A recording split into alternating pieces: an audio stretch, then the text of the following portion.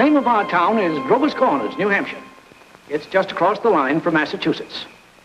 Latitude is 42 degrees, 40 minutes. Longitude is 70 degrees, 37 minutes. Running right through the middle of the town is Main Street. Cutting across Main Street on the left is the railroad tracks. Beyond the railroad tracks is Polish Town. You know, foreign folks who come here to work in the mills, a couple of Canuck families, and the Catholic Church. You can see the steeple of the Congregational Church. The Presbyterian is just across the street. The Methodist and the Unitarian are up a block. The Baptist Church is down in the hollow, by the river. Next to the post office is the town hall.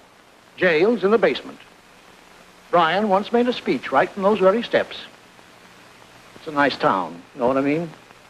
Nobody very wonderful ever come out of it, so far as we know.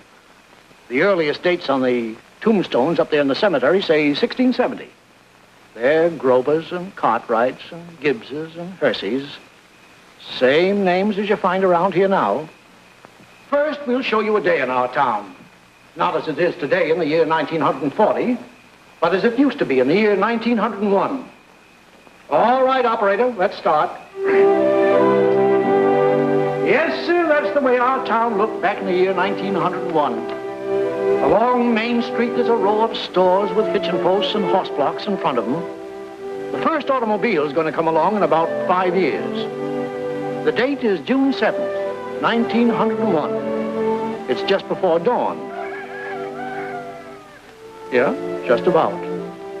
The sky is already beginning to show some streaks of light in it over there in the east, back of our mountain. The morning star gets wonderful bright the moment before it has to go. The only lights on in the town are in a cottage over in Polish Town where a mother's just giving birth to twins, and down in the depot where Shorty Hawkins is just getting ready to flag the 5:45 for Boston. There she is now. Of course, naturally, out in the country all around, there have been lights on for some time, what with milking and so on. But town folks sleep late. Here comes Joe Crowell delivering the morning papers. So, another day's begun. Here comes Doc Gibbs from that baby case I was telling you about. And this is Doc Gibbs' house. His neighbor is Editor Webb. There's Mrs. Gibbs coming downstairs to get breakfast. Later on, about 1910, she's going out to visit her daughter Rebecca in Canton, Ohio. Mrs. Gibbs is going to die there. Pneumonia.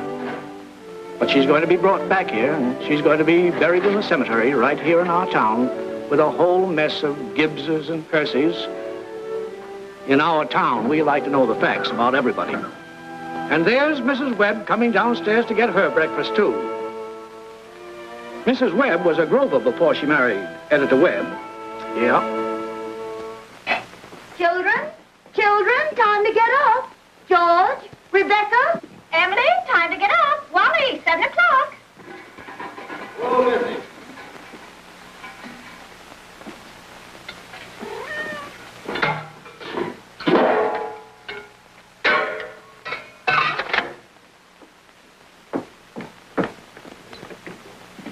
Morning, Hoy. Morning, Miss Gibbs. Seems like you're late today. Yeah, something went wrong with the separator. Don't know what it was.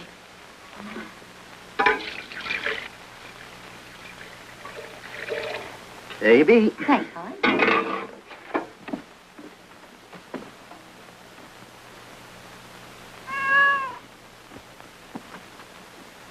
Morning, Miss Webb. Morning, Mr. Newsom. Mighty fine day. Yeah. How's Miss Newsom? Good. Emily, Wally, George, Rebecca.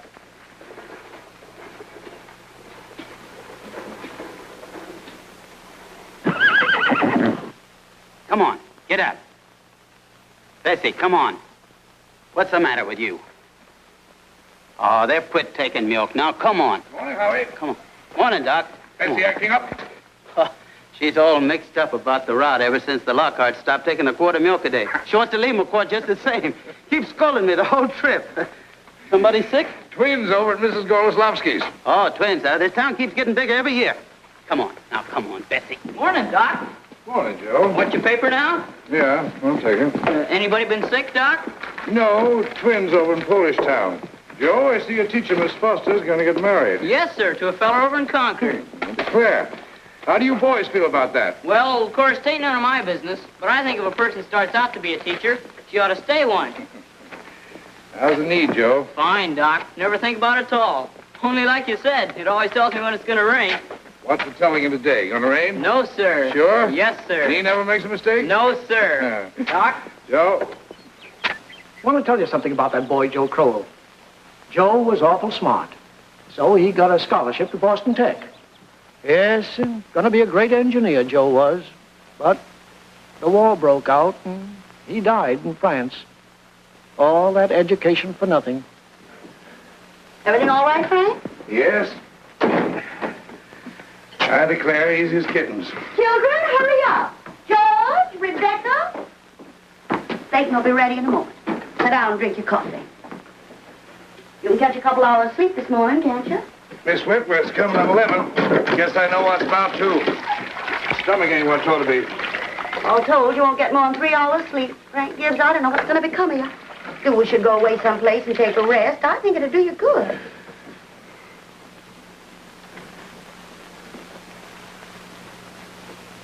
Children, hurry now. Emily, Wally. I declare you have to speak to George. Seems like something's come over him lately. He's no help to me at all. Can't even get him to cut me some wood. Is he sassy to you? He just whines. All he thinks about is that old baseball. George, Rebecca, you'll be late for school. George! George, look sharp. Yes, Pa? Don't you hear your mother calling you? Guess I'll go upstairs and catch 40 weeks. Ma, what dress shall I wear? I washed tonight on the blue gingham for you, special. Oh, Ma, I hate that dress. Oh, hush up with you. Every day I go to school dressed like a sick turkey. Why, Rebecca, you always look very nice. Ma, George is throwing soap at me. I'll come up and slap the both of you. That's what I'll do. Hurry up, children. After 7 o'clock. And I don't want to call you again.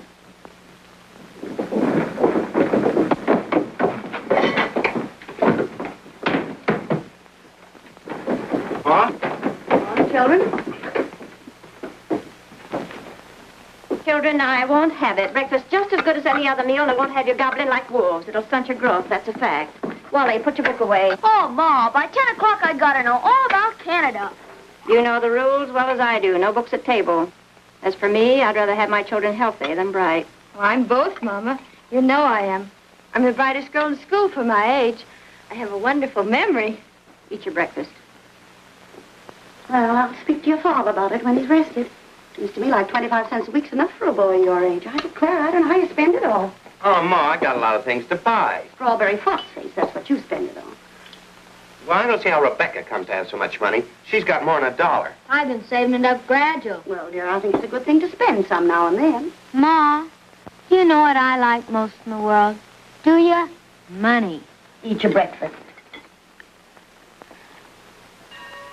That's first bell. Gotta go.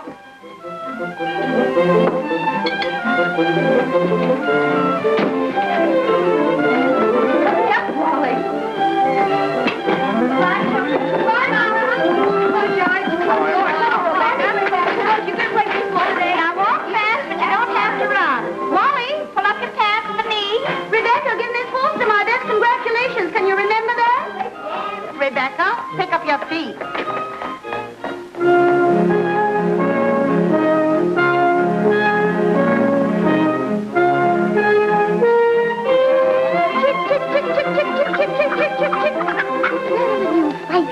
Fight, that's all you do. Oh, where did you come from? You don't belong to me. What you so scared of? Nobody's gonna hurt you. Morning, Julian. Morning, Myrtle. How's your cold? Oh, still got that tickling feeling in my throat. Told Charles I didn't know as I'd go to choir rehearsal tonight. Ever try singing over your voice? Yes, but somehow I can't do that and stay on key. Beans have been good this year. Let me help you. I'd tried to put up 40 quarts, but it kills me. Children say they hit 'em, but I notice they managed to get 'em down all winter. Myrtle, I got to tell you something. If I don't tell somebody, I'll burst. But Julia Gibbs. One of those second-hand furniture men from Boston came to see me last Friday. First, I thought it was a patient waiting to see Dr. Gibbs. But he wormed his way right into my parlor. Myrtle Webb, he offered me $350 for Grandmother Hershey's highboys. I'm sitting here. Well, you're going to take it, aren't you? I don't know. You don't know? $350? Well, what's come over you? Well, if I could get the doctor to take the money and go away someplace on a trip, I'd sell it like that. You know, it's always been the dream of my life to see Paris, France. Crazy, I suppose. For years, I've been promising myself if we ever had the chance. How's Doctor feel about it? Well, I did beat about the bush a little. Said if I ever got a legacy, that's the way I put it, I'd make him take me. What'd he say? You know how he is. Haven't heard a serious word out of him since I've known him. No, he says, might make him discontented with Grover's Corners to go traipsing over Europe. No, let well enough alone, he says. Well, if that second-hand man's real serious about buying it, you sell it, Julia. Then you'll get to see Paris. Just drop a hint from time to time. That's how I got Mr. Webb to take me to see the Atlantic Ocean, you know. Sorry I mentioned it. But it seems to me, once in your life before you die, you ought to see a country where they don't speak in English and don't even want to. That'll do, ladies. Thank you very much. Now we'll skip a few hours.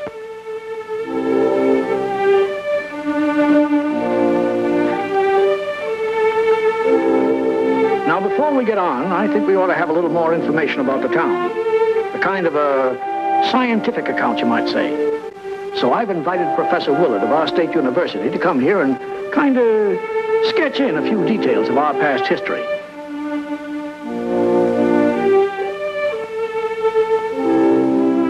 There he is now. Am I late? Right on time. May I introduce Professor Willard of our state university? Now, just a few brief words, Professor. Unfortunately, our time's limited. Yes, let me see. Grover's Corners. Grover's Corners lies on the old Pliocene granite of the Appalachian Range. I might say that's some of the oldest land in the world. We're very proud of that around here. Some highly interesting fossils have been found. I might say unique fossils. 2 miles north of town in Silas Peckham's cow pasture. These may be seen in the museum of the university at any time. Well, that is, at any reasonable time. Shall I tell them about the meteorological conditions, the mean precipitation, etc.? I'm afraid we won't have time for that, Professor. We might have a few words about the history of man here, though. Oh, anthropological data. Yes. Let's see. Early Amerindian stock, Cotahatchee tribes. No evidences before the 10th century of this era. Now entirely disappeared. Oh, possible traces in 3 families. Migration in the early 17th century of English brachiocephalic blue-eyed stock, and since then some Slav and Mediterranean. And the population, Professor? Within the town limits, 2,640. Oh, is that so? In that case, the population at the moment is 2,642. The postal districts bring in 507 more, making a total of 3,149. Mortality, birth rates, constant. By McPherson's gauge, 6.032. Thank you very much, Professor. I'm sure we're all very much obliged to you. Not at all, sir, not at all. We want it. Good day. And now the social and political report. Editor Webb? Mr. Webb? Charlie Webb's the father of Wally and Emily. Emily's the smart girl with a good memory. You know, you saw her at breakfast. All right, Editor Webb, it's your turn now. Well, I don't have to tell you that we're run here by a board of selectmen. All males vote at the age of 21. Women vote indirect. Politically, we're 86% Republican, 12% Democrats, 4% Socialists. Rest indifferent. Religiously, we're 85% Protestants, 12% Catholics. Rest indifferent. Very ordinary town, if you ask me, but our young people here seem to like it well enough. Lots of them settle down right here to live, even after they've been away to college. Now, is there anybody in the audience who'd like to ask Editor Webb any questions about our town? Is there much drinking in Grover's Corners? Well, ma'am, I wouldn't know what you'd call much. Saturday nights, the farmhands meet down at Ellery Greenaw's stable and holler some. We got 1 or 2 town drunks, but they're always having remorses every time an evangelist comes to town. No, I'd say that liquor wasn't a regular thing in the home here, except in the medicine chest. Right good for snake bites, you know, always was. Mr. Webb. Yes? Mr. Webb, is there any culture or love of beauty in Grover's Corners? Well, no, ma'am, not much. That isn't the sense you mean. There's some girls that play the piano over at the high school commencement, but they ain't happy about it. No, there ain't much culture. Robinson Crusoe and the Bible and Handel's Largo, we all know that, and Whistler's mother. That's about as far as we go.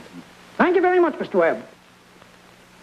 Is there no one in town aware? No, I'm sorry, but we haven't time for any more questions. We must be getting on with the picture.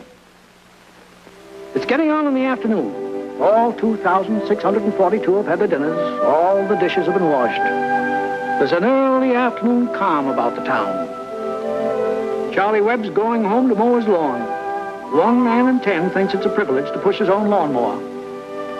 The afternoon session of school is over. Doc Gibbs is in his office tapping people and making them say, ah, ah.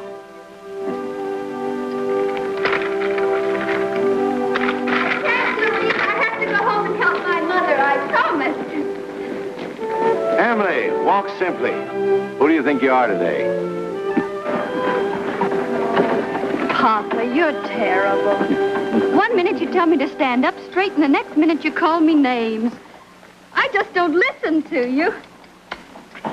Golly, never got a kiss from such a great lady before. Hello, Emily. Oh, hello. You made a fine speech in class today. Well, I was really ready to make a speech on the Monroe Doctrine, but the last minute Miss Foster made me talk about the Louisiana Purchase instead. I worked an awful long time on both of them. Gee, it's funny, Emily. From my window up there, I can see your head nights when you're doing your homework over in your room. Why, can you? You certainly do stick to it, Emily. I don't see how you can sit still that long. I guess you must like school. Well, I feel it's just something you have to go through. What do you think, Emily? We might work out a kind of telegraph from your window to mine, and you could give me a hit every once in a while on those algebra problems. Well, Oh, I don't mean the answers, Emily. Of course not. I mean, just some little hint. oh, I think hints are allowed, so, if you get stuck, George, just whistle to me, and I'll give you some hints. Gosh. You're just naturally bright, I guess. Well, I figure it's just the way a person's born. Yeah. But you see, well, I want to be a farmer, and my Uncle Luke says is whenever I'm ready, I can come over and work on his farm, and if I'm any good at all, I can just gradually have it. You mean the house and everything? Oh, yeah.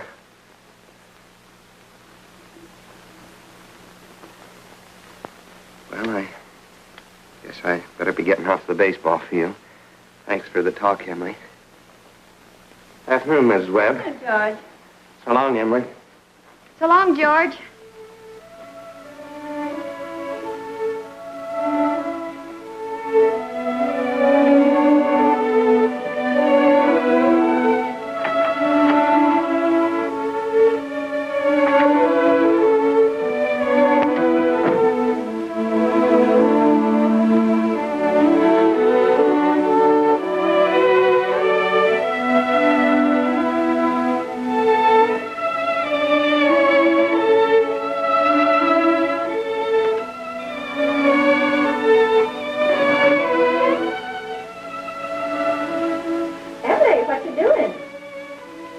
Nothing, Mama.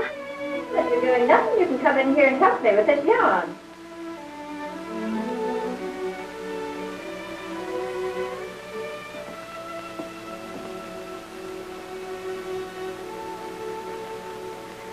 Well, George Gibbs let himself have a real conversation, didn't he?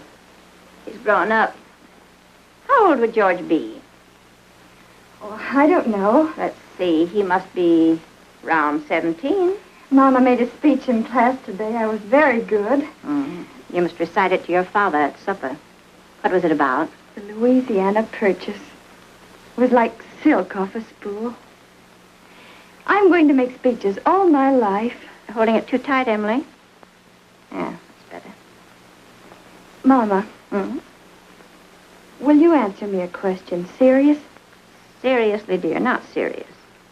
Seriously, will you? Of course I will. Mama, am I good looking? Of course you are. Both my children have got good features. Be ashamed if they hadn't. Oh, Mama, that's not what I mean. What I mean is, am I pretty? I've already told you yes. Now, that's enough of that. You got a nice, young, pretty face. Never heard such foolishness. Oh, Mama, you never tell us the truth about anything. I am telling you the truth. Mama, were you pretty? Yes, I was, if I do say it. I was the prettiest girl in town next to Mamie Cartwright. Oh, but Mama, you've got to say something about me. Am I pretty enough to get anybody? Well, to get people interested in me. Emily, you make me tired. Now stop it.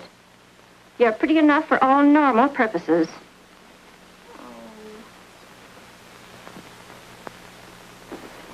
It's evening. You can hear the choir practicing in the Congregational Church. The children are all home doing their schoolwork. The day is running down like a tired clock.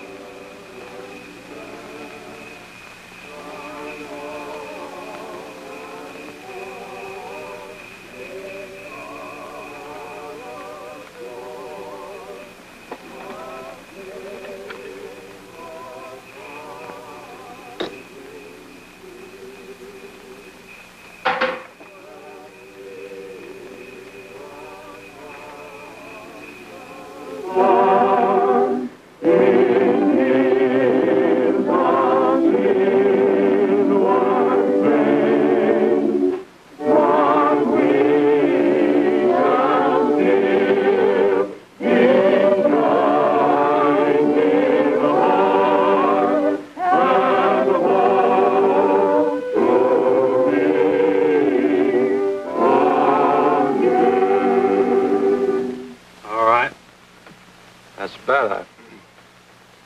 It ain't no miracle. And I'll do it again. And remember, ladies, music come into the world to give pleasure. I'll try it again. Must be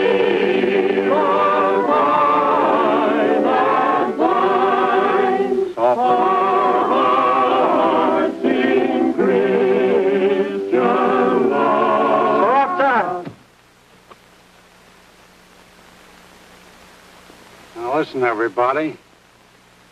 Get it out of your minds that music's only good when it's loud. You leave loudness to the Methodists. You couldn't beat them, even if you wanted to. Once again now, art thou weary? Art thou languid? It's a question, ladies and gentlemen. Make it talk.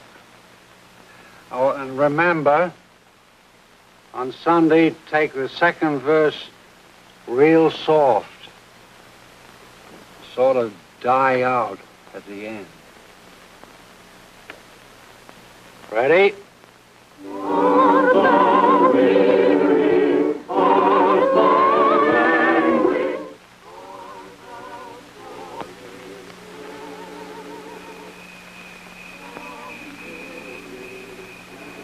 Emily.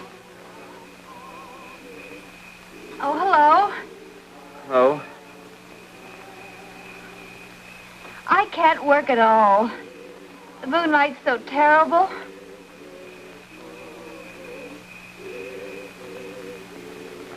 Emily, did you get the third problem? Which? The third. Oh, yes, George. That's the easiest of them all. I don't see it. Well, Emily, could you give me a hint? Well, I'll tell you one thing. The answer's in yards. In yards? What do you mean? Square yards. Oh, square yards. Well, yes, George, don't you see? Yeah. Square yards of wallpaper. Oh, I see. Square yards of wallpaper. Thanks a lot, Emily. You're welcome. My. Isn't the moonlight terrible?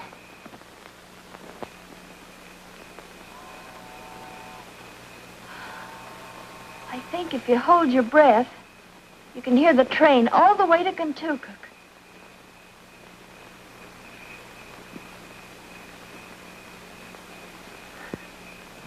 Hear it? Oh, what do you know? Well, I guess I'd better get back now and try to work. Good night, Emily. Good night, George. Oh, George, can you come down a minute? Yes, Paul.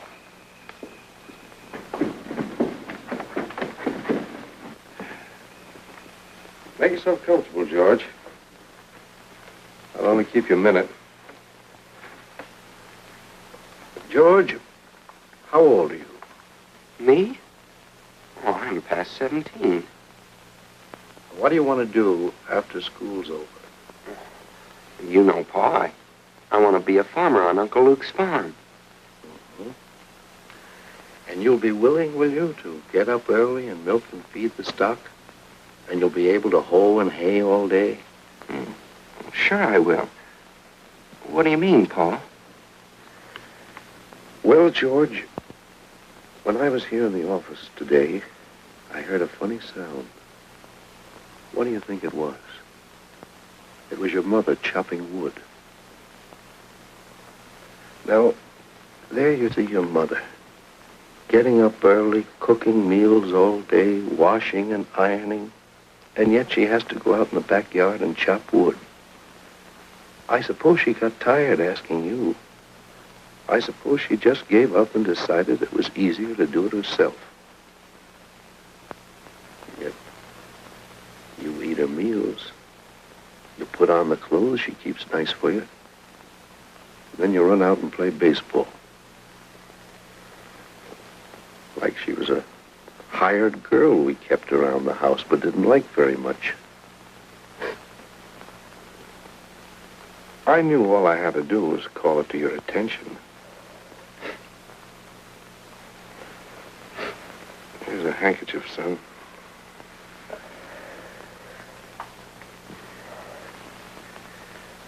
I wonder what's happened to your mother.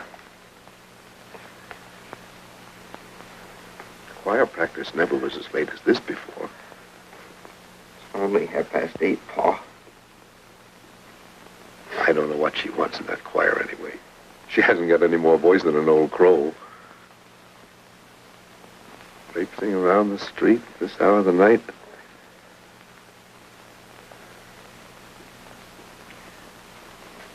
It's just about time you retired, don't you think, George? Yes, Pa.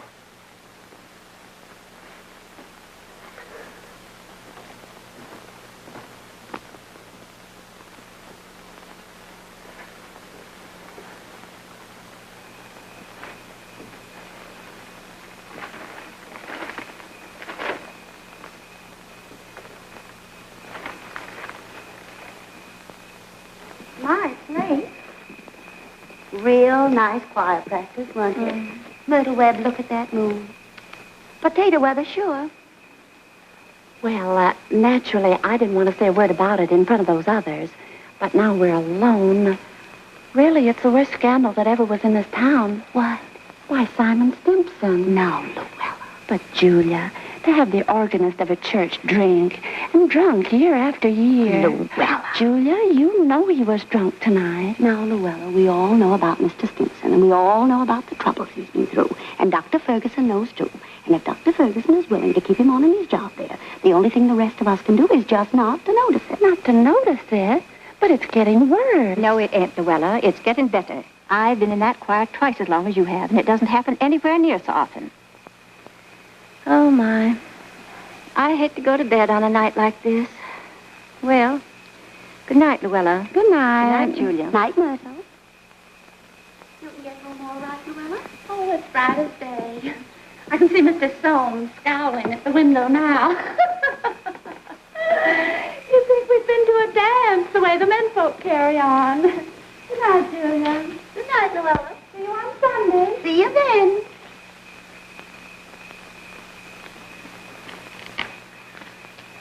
Well, we had a real good time. You're late enough. Frank ain't any later than usual.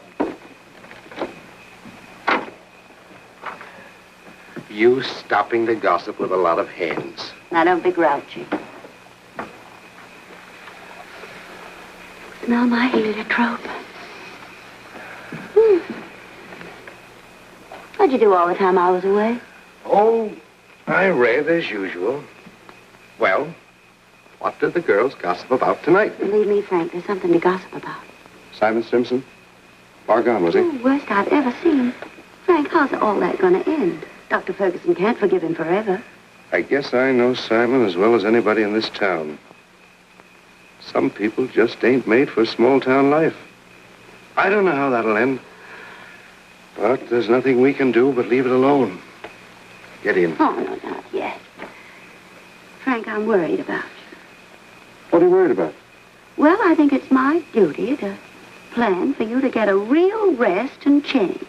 And if I get that legacy, I'm going to insist upon it. No, Julie, no. There's no sense in going all over that again. Come on. It's getting late. First thing you know, you'll catch a cold. I gave George a piece of my mind tonight. I reckon you'll get your wood chop. For a little while, anyway. You know, Frank, Mrs. Fairchild always locks the front door every night. All the people up in that part of town do. They're all getting too cityfied. That's the trouble with them. They haven't got a thing fit to burgle, and everybody knows it.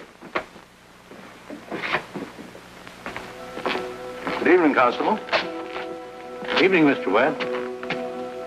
Quite a moon. Yeah. All quiet tonight? Simon Stimson is rolling around a little. I just saw his wife moving out to hunt for him. So I looked the other way. There he is now.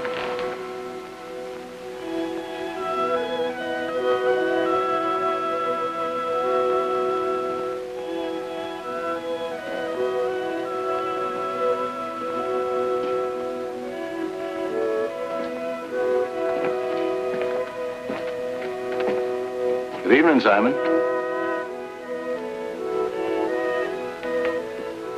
Good evening. Most of the town settled down for the evening. Guess we'd better do the same.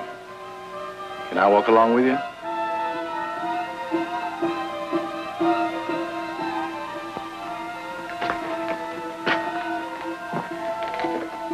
Good night.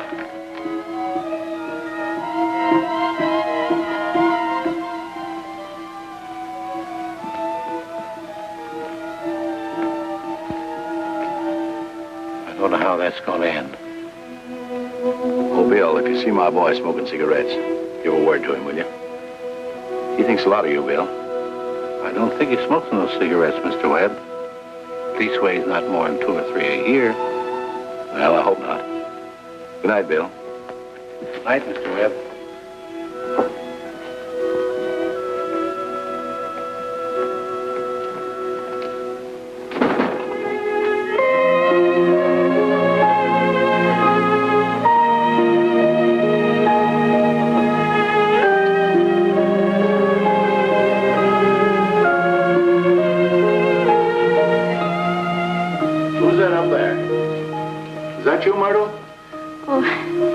it's me, Papa. Why aren't you in bed? I don't know. I just can't sleep yet, Papa. The moonlight's so wonderful, and the smell of Mrs. Gibbs' heliotrope. Can you smell it? Yes. Having any troubles on your mind, have you, Emily? Troubles, Papa? No. Well, don't let your mother catch you. Good night, Emily. Night, Papa.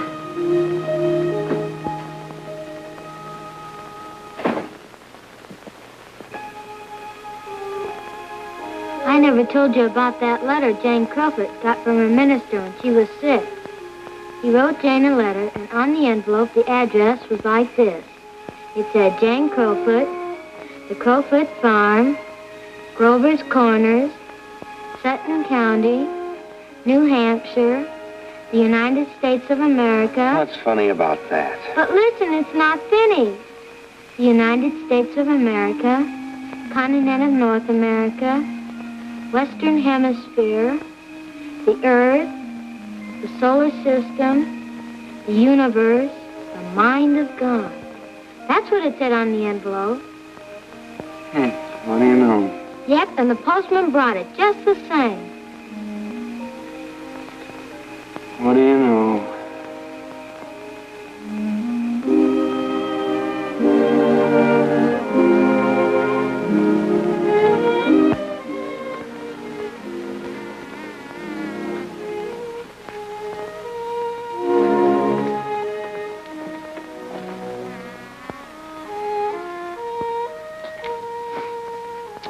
Well, 3 years have gone by. The sun's come up over 1,000 times. Summers and winters have cracked the mountains a little bit more, and the rain's brought down some of the dirt.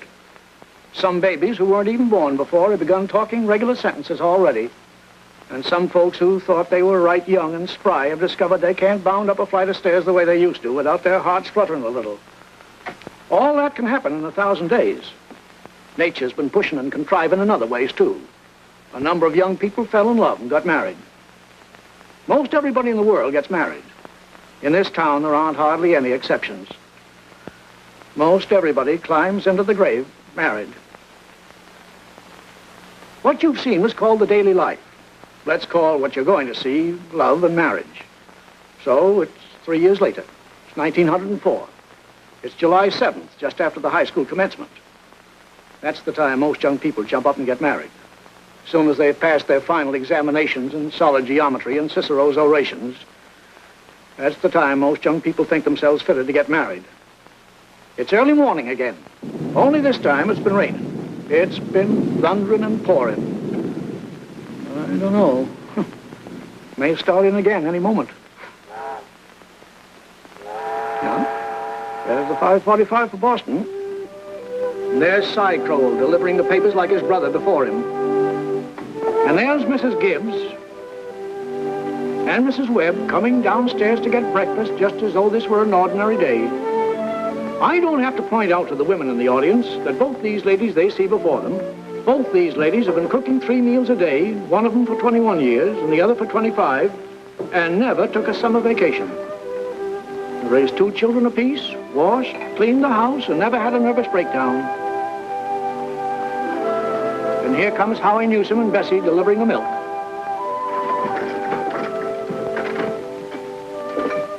Morning, Howie. Morning, Si. Anything in the paper I ought to know? Nothing much, except for losing about the best baseball pitcher Grover's Corners ever had. George Gibbs, huh? I don't see how I'd give up a thing like that just to get married. Would you have, Howie? Can't say. Never had no talent that way. But in '95, we had a player, Si, that even George Gibbs couldn't have touched. Name of Hank Todd. But he went down to Maine and become a parson. Wonderful ball player. Si. Howie?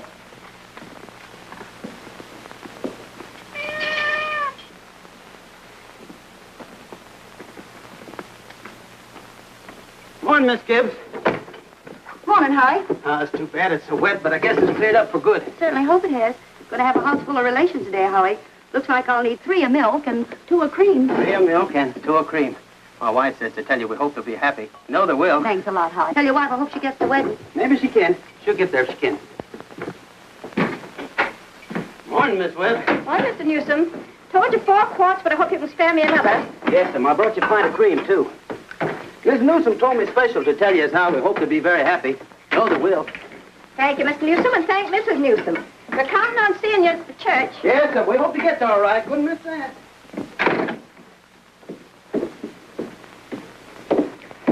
Well, Ma, day's come. We're losing one of your chicks. Frank Gibbs, don't you say another word. I feel like crying any minute. Sit down, drink your coffee. Groom's upstairs shaving himself, only there ain't very much to shave. He's whistling and singing like he was glad to leave us. Every now and then saying, I do, to the mirror. But it don't sound convincing to me. I declare, Frank, I don't know how he's going to get along. I've always arranged his clothes for him, seen to it that his feet were dry and he had warm things on. They're too young, Frank. Emily will never think of those things. You'll catch his death a cold within a week. I remember my wedding morning, Julie. Don't stop that, Frank Gibbs. I was the scaredest young fellow in the state of New Hampshire. Thought I'd made a mistake for sure. And when I saw you coming down the aisle, I thought you were the prettiest girl I'd ever seen. The whole trouble was I'd never seen you before. There I was, right in the Congregational Church, being married to a total stranger. Well, how do you think I felt? I tell you, Frank, weddings are perfectly horrible things. Farces, that's what they are. Made something for you. Why, Julie Hersey. French toast. It ain't hard to make. Besides, I had to do something. How'd you sleep last night, Julie? Heard a lot of hours struck off. I get a shock every time I think of George setting out as a family man. That great, gangling thing. I tell you, Julie, there's nothing in the world so terrifying as a son. The relation between a father and a son is the dangest, awkwardest... Well, mother and daughter's no picnic, I can tell you. I do. I do. I do. You'll have a lot of trouble, I suppose, but that's none of our business. Everybody's got a right to their own trouble. You know one thing that scared me when I married you? Go along with you. I was afraid we didn't have material for conversation more than it'd last a few weeks.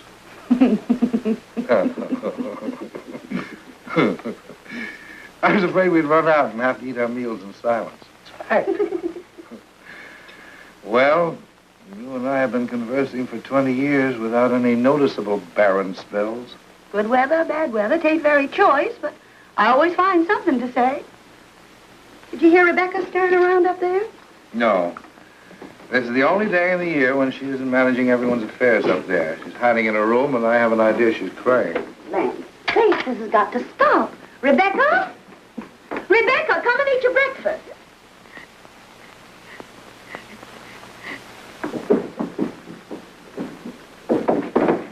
Good morning, everybody. Only 4 more hours to live.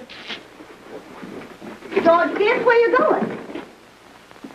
I'm just stepping across the grass to see my girl. Now, George, put your rubbers on. It's been raining torrents. You don't step out of this house unless you're prepared for it. Oh, Ma, it's just a step. You'll catch your death of cold and call Falls room service. Oh. George! Do as your mother tells you.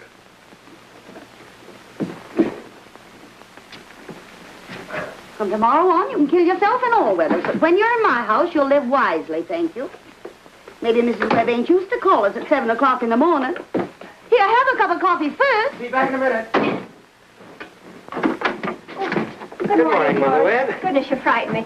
George, I hate to say it, but you understand I can't ask you in. Why not? You know as well as I do a groom can't see his bride on his wedding day. Not till he sees her in church first. Oh, that's just a superstition. Good morning, Mr. Webb. Morning, George. You don't believe in that superstition, do you? There's a lot of common sense in superstitions, George. Millions have followed it, and don't you be the first to fly in the face of custom. How's Emily? She hasn't waked up yet. Haven't heard a sound out of her. Emily's asleep. Well, no wonder we were up till all hours, sewing and packing. Tell you what I'll do, George. You sit down here with Mr. Webb for a minute, drink that cup of coffee. And I'll run up and see that she doesn't come down and surprise you. There's some bacon there. I don't be too long about it.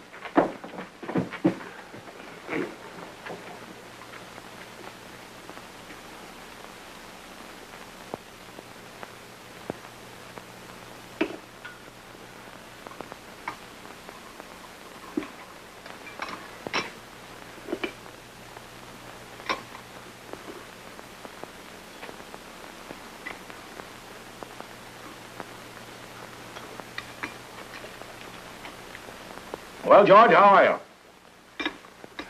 Oh, I'm fine. Mr. Webb, what common sense could there be in a superstition like that? Well, George, on the wedding morning, a girl's head is full of, clothes and one thing and another. Don't you think that's probably it? Well, yes. Guess I never thought of that before. The girl's apt to be mite nervous on her wedding day.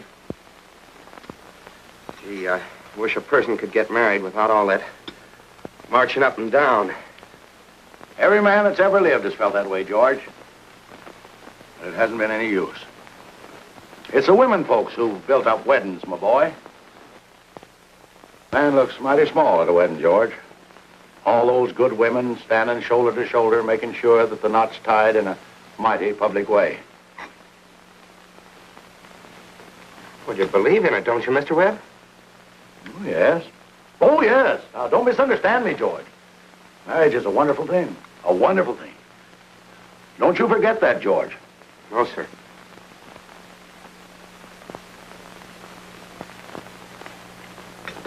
Mr. Webb, how old were you when you got married? Well, you see, I had been to college, and I'd taken a little time to get settled. But Mrs. Webb wasn't much older than what Emily is. Oh, age hasn't much to do with it, my boy. That is, compared with other things. What were you going to say, Mr. Webb?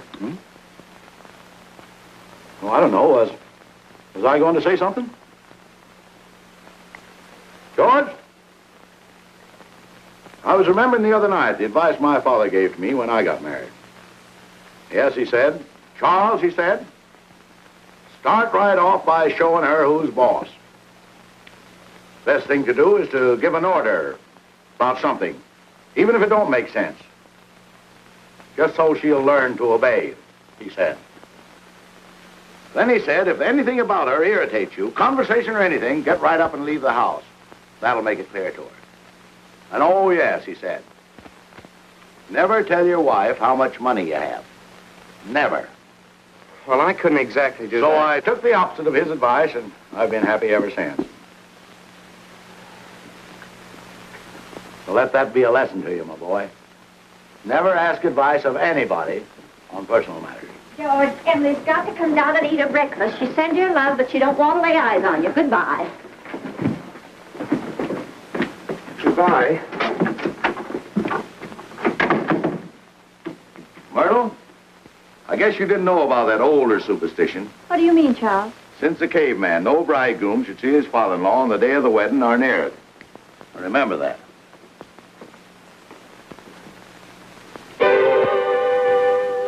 Now, before we get on with the wedding, I think we should see how it all began, this plan to spend a lifetime together. I'm awfully interested in how such big things begin. You know, you're 21 or 22, and then you're 70. You've been a lawyer for 50 years, and the white-haired lady beside you has eaten 50,000 meals with you. How do such things begin? Now, George and Emily are going to show you the conversation they had when they first knew, as the saying goes, they were meant for one another. Now, it all happened last year on the way home from school. George had just been elected president of the senior class, and Emily had just been elected secretary and treasurer. Now, you all know how important that is. Emily, can I carry your books home for you? Well, thank you. It isn't far. Bob, if I'm late, start practicing. Give Herb some long high ones. All right. Awfully glad you were elected, too, Emily. Thank you. Emily, why are you mad at me? Well, I'm not mad at you. You've been treating me so funny lately. Well, since you asked me, I might as well say it right out, George. Goodbye, Miss Corcoran. Emily? Bye, Miss Cochran. George? What is it? I don't like the whole change that's come over you this last year. I'm sorry if that hurt your feelings, but I just got to tell the truth and shame the devil. A change? What do you mean? Well, up to a year ago, I used to like you a lot. I used to watch you while you did everything. Because we'd been friends for so long. And then you started spending all your time at baseball, and you never stopped to speak to anybody anymore. Not to really speak. Not even to your own family you didn't. And George, it's a fact. Since you've been captain, you got awful stuck up and conceited, and all the girls say so. Hurts me to hear them say it, but I have to agree with them a little because it's true. Oh, gosh, Emily. I never thought that such a thing was happening to me. I guess it's hard for a fellow not to have some faults creep into his character. Always expect a man to be perfect, and I think he should be.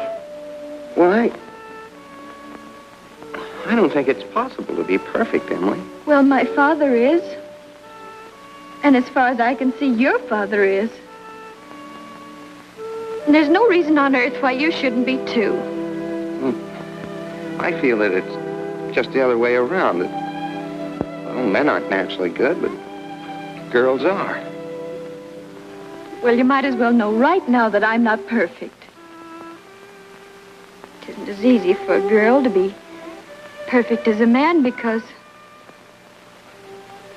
well, we girls are more nervous. Oh, now, I'm sorry I said that about you. I don't know what made me say it. Emily... Now I can see it isn't the truth at all. Suddenly I feel it isn't important anyway.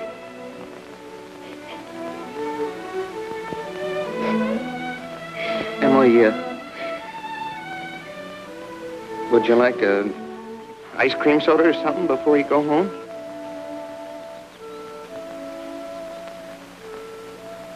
Thank you, I would.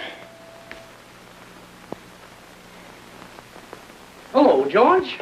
Hello, Emily. Hello, Miss Morgan. What can I do for you? Why, Emily Webb, what you been crying about?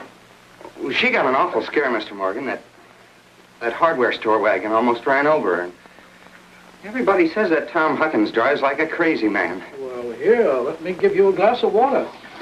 Gracious, you look all shook up. Well, I tell you, you gotta look both ways before you cross Main Street these days. It's getting worse every year. What do you have?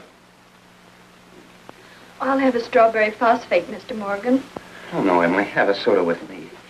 Well, 2 strawberry ice cream sodas, Mr. Morgan. 2 strawberry ice cream sodas, yes, sir. Yes, sir, I want to tell you something. There are 275 horses in Grover's Corners this very moment I'm talking to you. State inspector was in here yesterday. Now, with all these automobiles coming along, looks to me like the only safe place to stay was to home. Gracious, I can remember the time when a dog would lie out in the middle of Main Street all day long without anything coming along to disturb him. There you are. Howdy, Mrs. Ellis. What can I do for you? Got a prescription. Yes? Well, let's see. Shouldn't take long to fill that. You just sit down here. Be with you in just a minute. so expensive. No, Emily, don't you think about that. We're celebrating our election. Emily, I want to ask you a favor. What? If I go away to State Agricultural College next year, will you write me a letter once in a while? I certainly will. I certainly will, George. It certainly seems like being away 3 years, you'd get out of touch with things. Maybe letters from Grover's Corners won't seem so interesting after a while. Grover's Corners isn't a very important place when you think of all New Hampshire, but I think it's a very nice town. Oh, well, the day wouldn't come when I wouldn't want to know everything about our town. Well, I know that's true, Emily. Well, I'll try to make my letters interesting.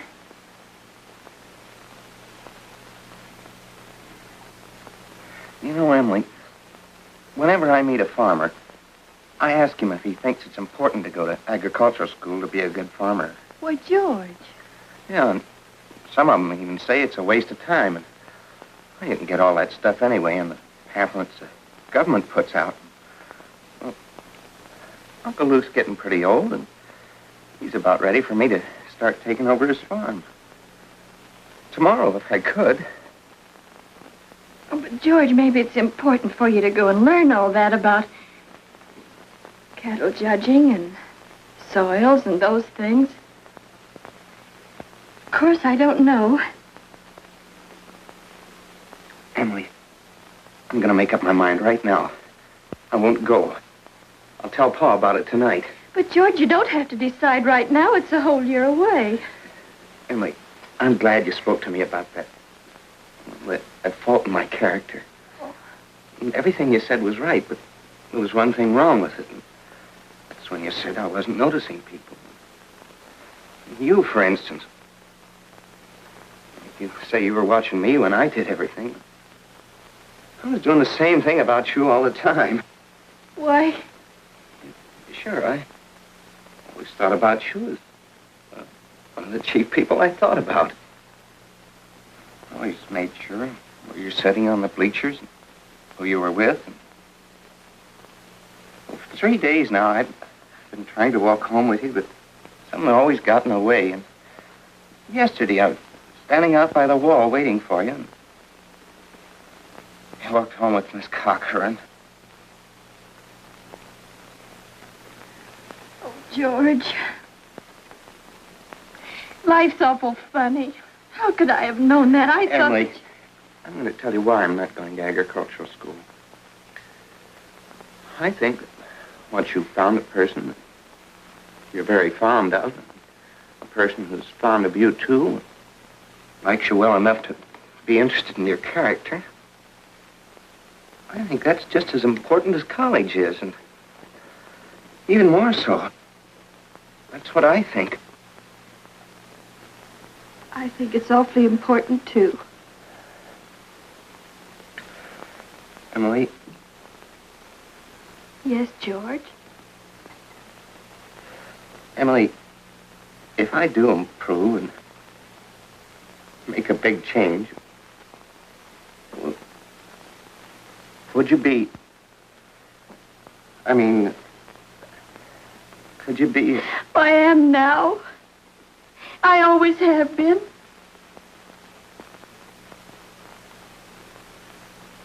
So I guess this is a pretty important talk we've been having. Yes. Yes. So long, Mrs. Ellis. Dave.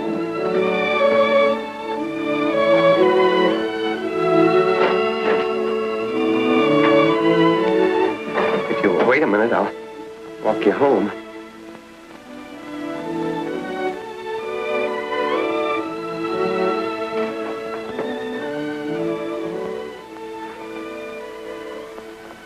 Mr. Morgan. Yes? I'll have to go home and get the money to pay you for this. Why, George Gibbs, do you mean to tell me that But, you... Mr. Morgan, I had a reason. Look, I'll leave my gold watch with you until I get back. No, you keep your watch, George. I'll trust you. But I'll be back in 5 minutes. I'll trust you for 10 years, George. Not a day more, though.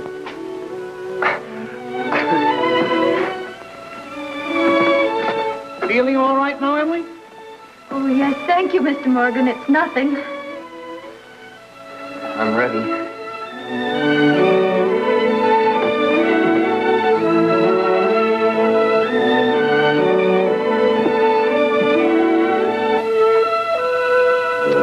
Well, now to get on with the wedding. There's a lot of things to be said about a wedding. We can't get them all into one wedding, naturally. Especially not a wedding in Grover's Corners, where weddings are mighty short and plain. People think a lot of thoughts during a wedding. The bride, the groom, the relatives and the guests, and even the minister. Yes, a lot of thoughts go on during a wedding.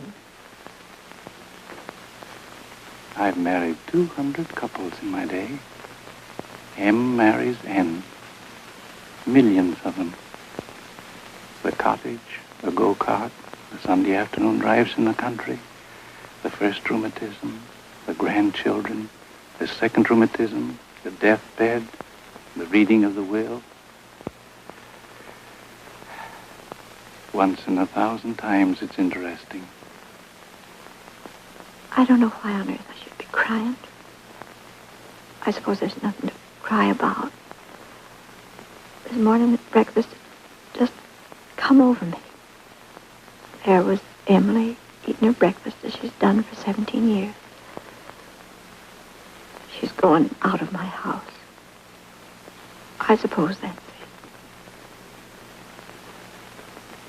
I never felt so alone in my whole life. I don't want to get married.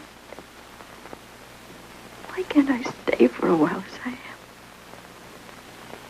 Papa, darling, don't you remember what you used to say all the time, that I was your girl? I don't want to get married.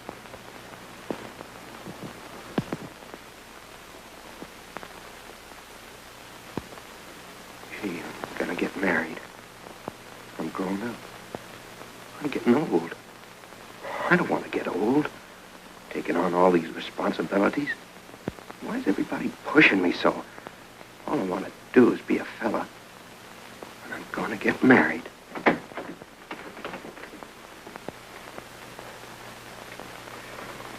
Cheer up, Ma. I'm getting married. Come on, Ma. Now, Ma, you save Thursday nights. Emily and I'll be over for supper every Thursday night. You'll see. Come on, Ma. We've got to get ready for this. Got the ring? Oh, yes, sir. Come on.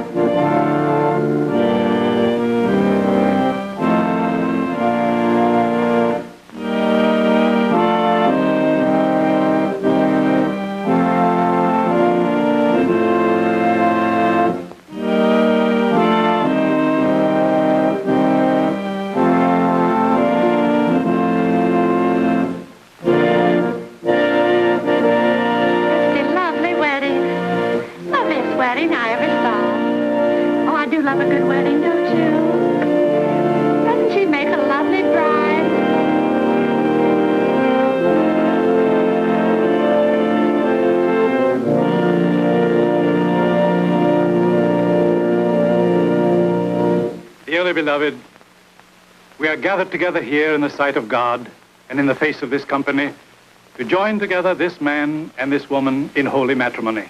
Don't know when I've seen such a lovely wedding. Be entered into an I always cry.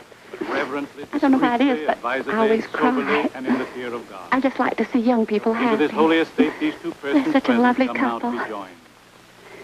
I've never been to such a nice wedding.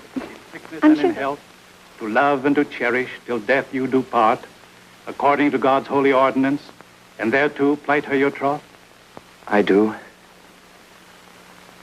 Do you, Emily, take George to your wedded husband, to have and to hold from this day forward, for better, for worse, for richer, for poorer, in sickness and in health, to love and to cherish till death you do part, according to God's holy ordinance, and thereto plight him your troth? I do. What token dost thou give of thy sincerity? With this ring? With this ring? I thee wed. I thee wed. For as much as George and Emily have consented together in holy wedlock, and have witnessed the same before God and this company, and have declared the same by giving and receiving a ring, I pronounce that they are husband and wife. Amen.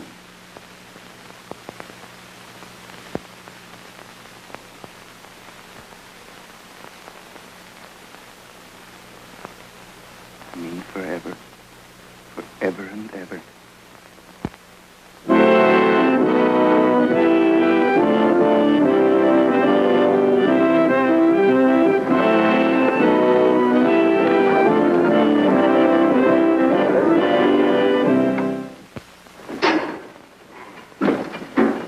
Pay you first of the month, like usual. Hey, you, Howie.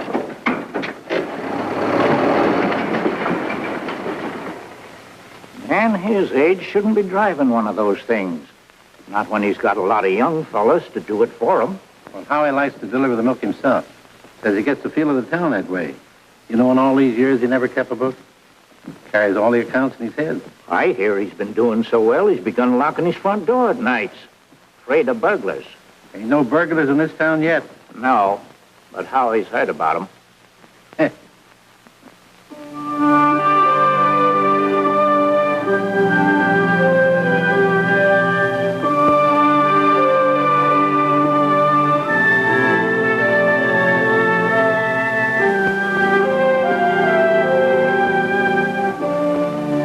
This time, 9 years have gone by, friends. It's the summer of 1913. Gradual changes in Grover's Corners. Horses are getting rarer. Farmers are coming into town now in Fords. Still, you'd be surprised, though, on the whole. Things don't change much around here. This is an important part of Grover's Corners up here in this hilltop. Lots of sky, lots of clouds, often lots of sun and moon and stars. Certainly a beautiful spot up here. I often wonder why people want to be buried in Woodlawn or Brooklyn when they might pass the same time up here in New Hampshire. Over here are the old stones. 1660, 1670. Strong-minded people who come a long ways to be independent. Over here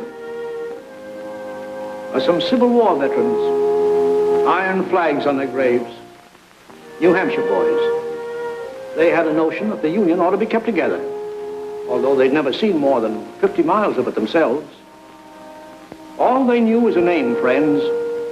The United States of America. The United States of America. And they went and died about it.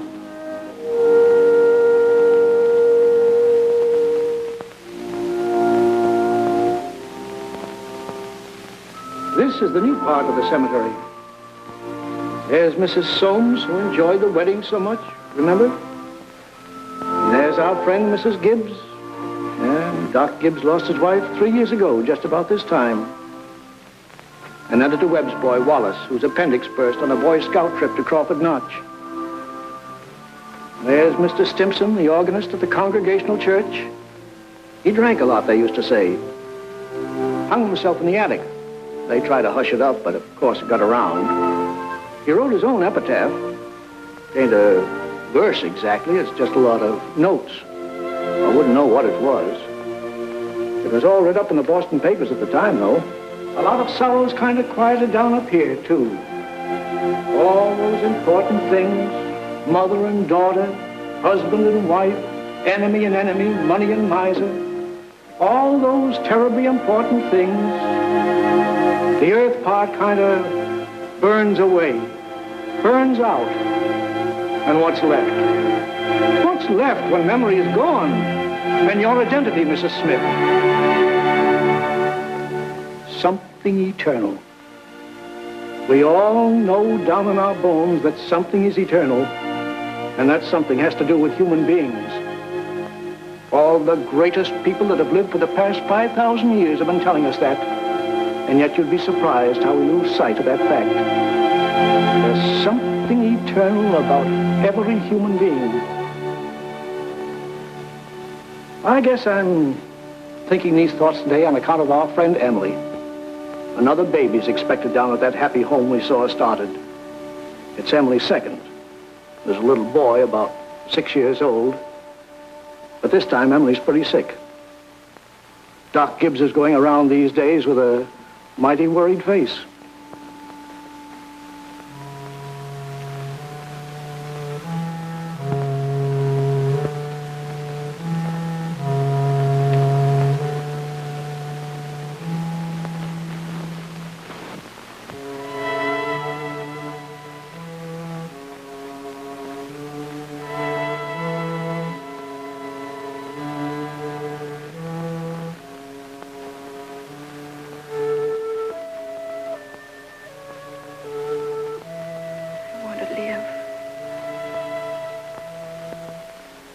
want to live.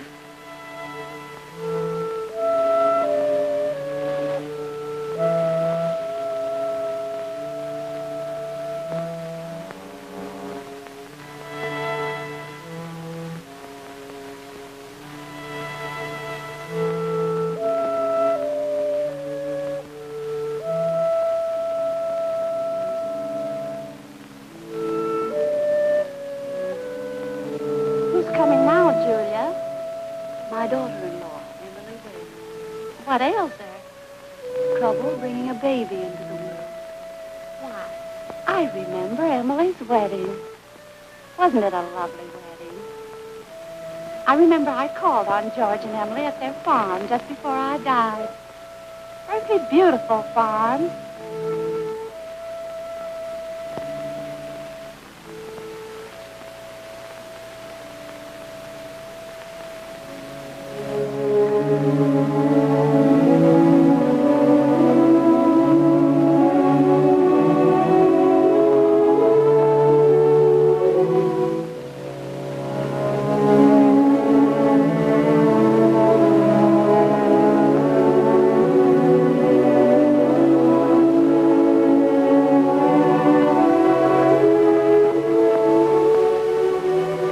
Dear friends, as we gather here in the last tribute of memory to our loved one, Hello, Mother Gibbs. let us remember the words of Hello, the Master. Emily.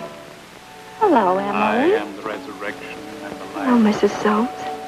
He that believeth Hello, sis. Hello, Wally. eternal in the heavens.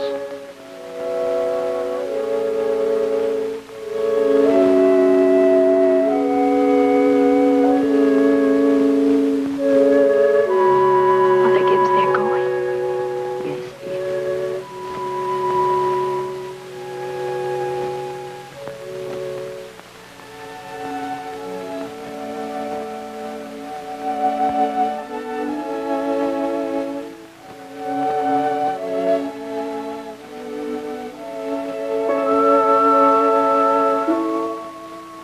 Father Gibbs is bringing some of my flowers to you, Mother Gibbs.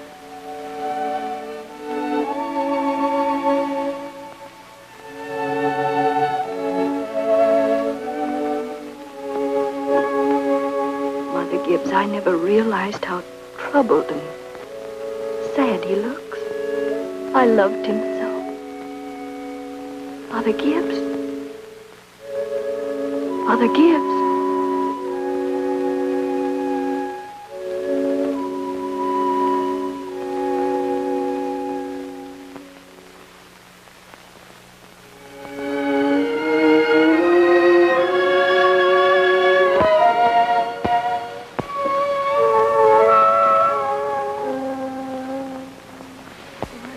Tired, Mother Gibbs.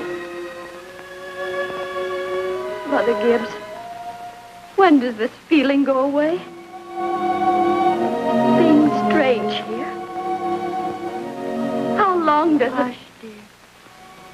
Just wait. Be patient. How do you do, Mr. Stimson? How do you do, Emily? Mother Gibbs, George and I have made that farm into just the best place you ever saw. We thought of you all the time. We wanted to show you the new barn and a great long cement drinking fountain for the stock. We bought that out of the money you left us. I did. Mother Gibbs, don't you remember? The legacy you left us. Why, it was more than $350. Oh, yes. Yes, Emily. It won't be the same to George without me. But it's a lovely farm. My boy's spending the day at Mrs. Carter's. Oh, Mr. Carter, my little boy is spending the day at your house. He is? Yes, he loves it there. Mother Gibbs, one can go back in memory and live each of those days over again. Boy, just then for a moment I was thinking about the farm. For a moment I was there. And my baby was in my arms as plain as day. Yes, but when you've been here longer, you'll realize that our life here is to forget all that. To think of what is ahead and be ready for what is ahead. But Mother Gibbs, how can I ever forget that life? It's all I know. It's all I have. One can go back and live all those days over again. I feel it. I know it. You not only live it, you watch yourself living it. I'll choose a happy day. Oh, Emily, it isn't wise. Really, it isn't. I'll choose the day I first knew I loved George.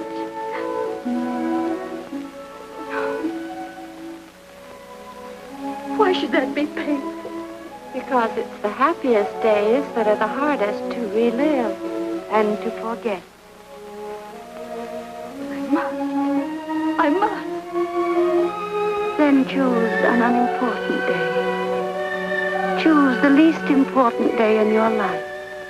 It will be important enough.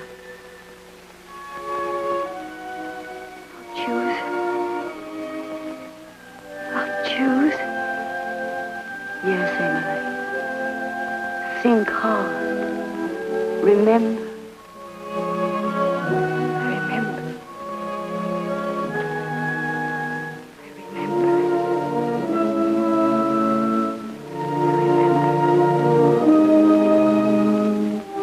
But there's Main Street.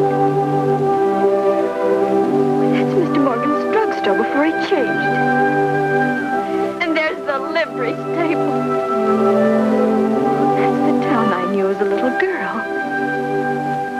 And look. There's the old white fence that used to be around our house. Oh, I'd forgotten that. I love it so.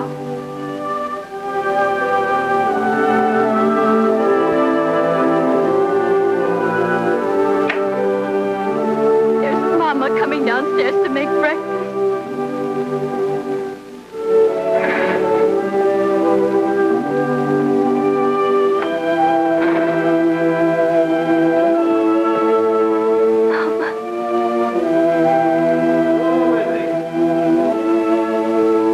Look, there's Howie Newsom. But there's Joe Crowell. Morning, Howie. Morning, Joe. Children, Emily, Wally, time to get up. Morning, Miss Webb. On this Newsom. Here it's cold. Yes, 10 below by my barn, Miss Webb. Keep yourself wrapped up, Mr. Newsom. Yes, sir. Oh, tell Emily many happy returns of the day. Now I know.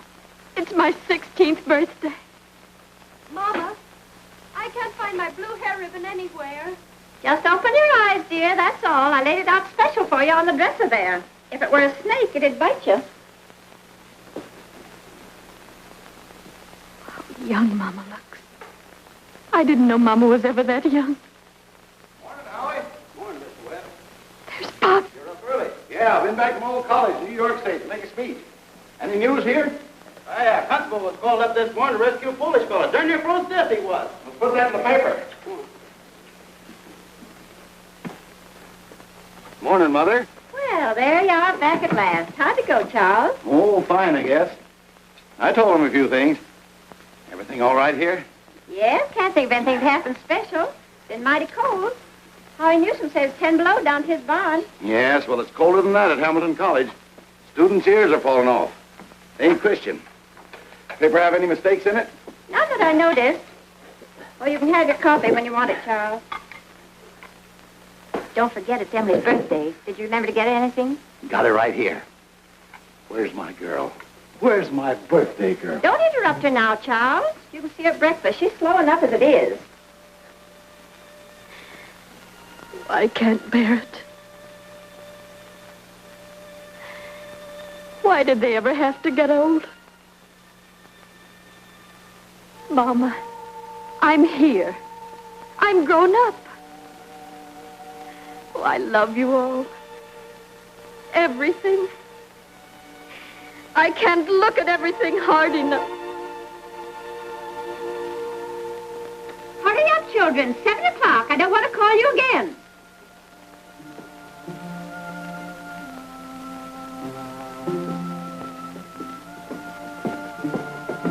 Morning, Mama. Well, now, dear. A happy birthday to my girl and many happy returns. Surprise is waiting for you on the table there. Oh, Mama, you shouldn't have. I can't. Birthday or no birthday, I want you to eat your breakfast good and slow. I want you to grow up and be a good, strong girl. That and the blue package is from your Aunt Carrie. Good morning. George. Good morning, George. Brought this over for your birthday, Emily. Many happy returns of the day. Thank you. Show me a photograph album. Oh, George, I'd forgotten. Oh, it's beautiful. Oh, just an album. I'm going out to my Uncle Luke's farm today. I like it out there. George, we grew up and were married, don't you remember? Uncle Luke gave you the farm. Well, goodbye.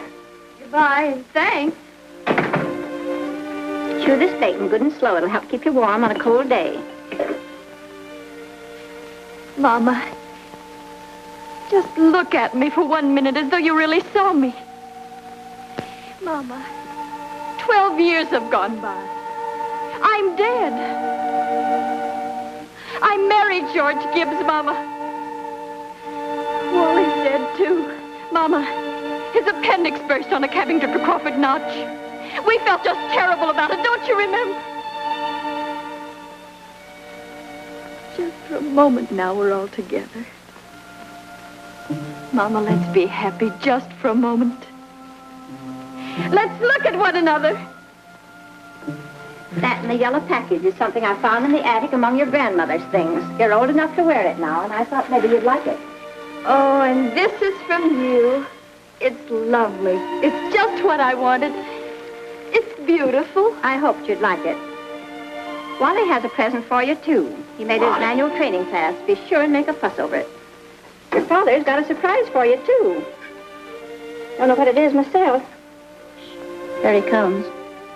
Where's my girl? Where's my birthday girl? I can't go on.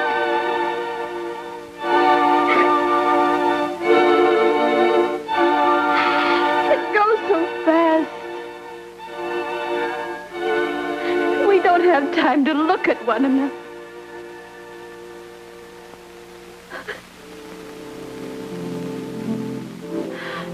Oh, I didn't realize.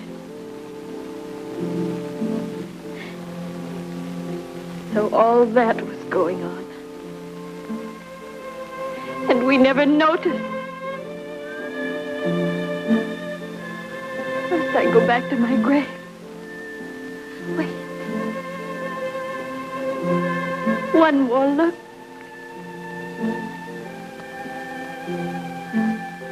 Goodbye. Goodbye, world. Goodbye, Grover's Corner. Mama, Papa.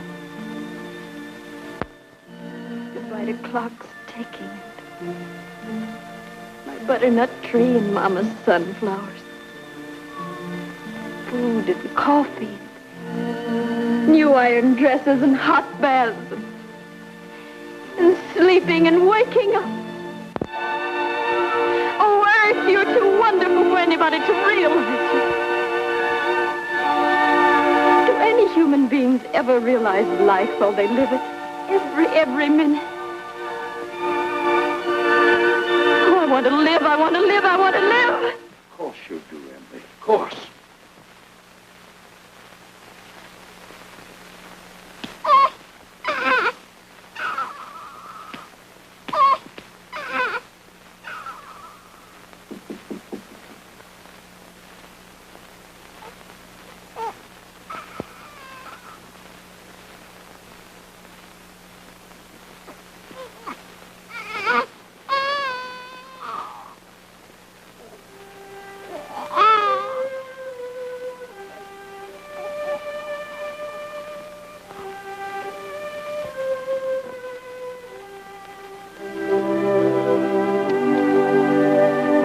Everybody's asleep in Grover's Corners. Oh, there are a few lights on.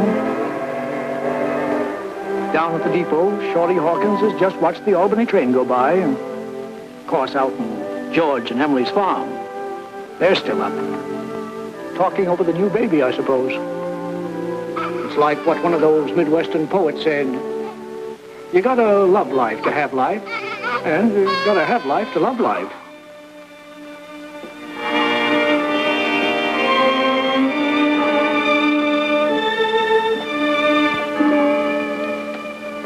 $11 o'clock in Grover's Corners. Tomorrow's another day. Everybody's resting in Grover's Corners. You get a good rest, too.